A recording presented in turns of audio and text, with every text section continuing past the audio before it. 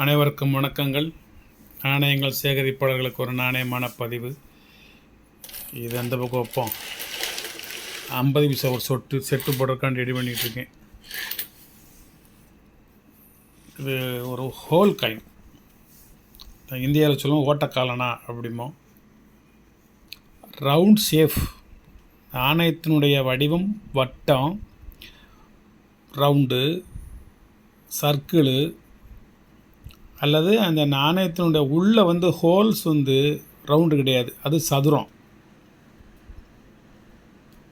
முன்பக்கம் பின்பக்கம், இது பின்பக்கம், இது முன்பக்கம். மூணு வெரைட்டிஸு. 2 ஒரே மாதிரி இருக்குது, ஒன்று கொஞ்சம் வித்தியாசமாக இருக்குது.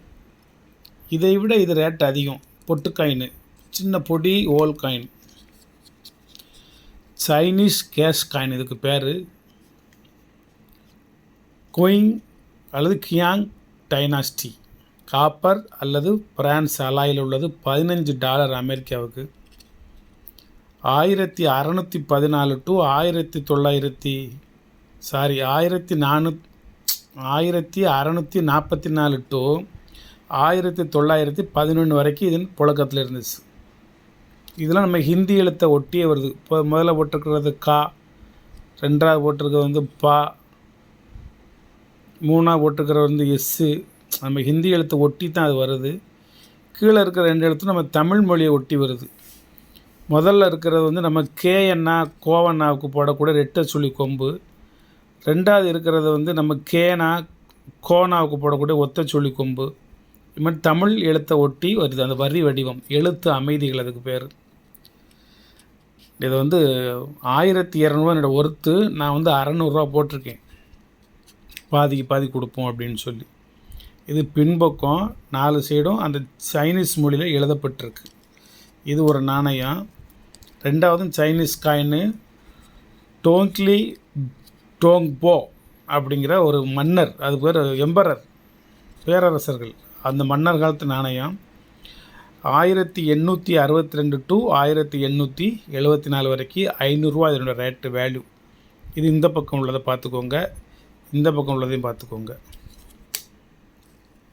சைனீஸ் காயின், டோங்லி டோங்போ மன்னர் நாணயம் அதேமாரி தான் இருக்கும். கொஞ்சம் இந்த எழுத்துக்களில் இந்த 4 எழுத்து இருக்கா, 4 திசையிலையும் இந்த எழுத்துக்களில் வித்தியாசம் இருக்குது. இது பின்புறம், இந்த புறம் உள்ளது. இது சைனீஸ் காயின்.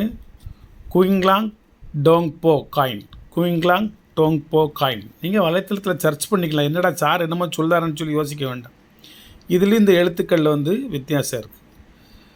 1736 டு 1795 $500 இதனோட ஒர்த்து.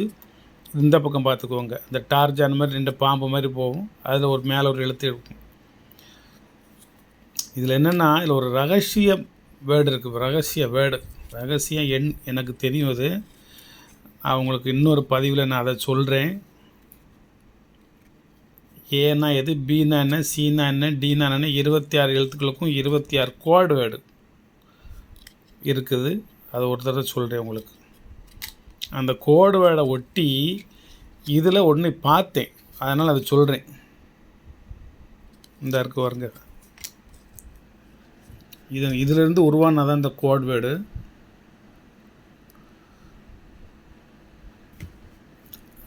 இது கோட் வேர்டு இந்த இருக்குல்ல,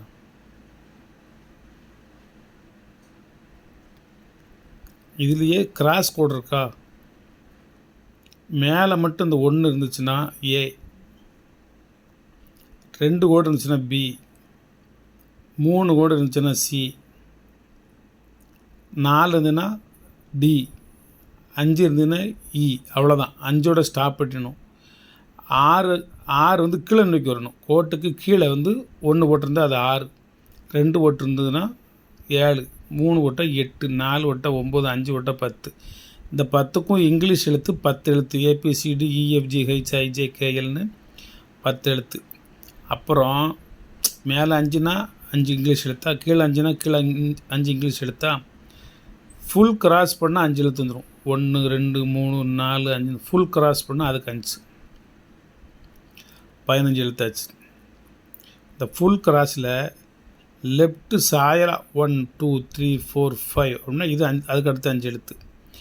ரைட்டு சாயல் அந்த பக்கம் 1 2 3 4 5னா அதுக்கு 5 எழுத்து.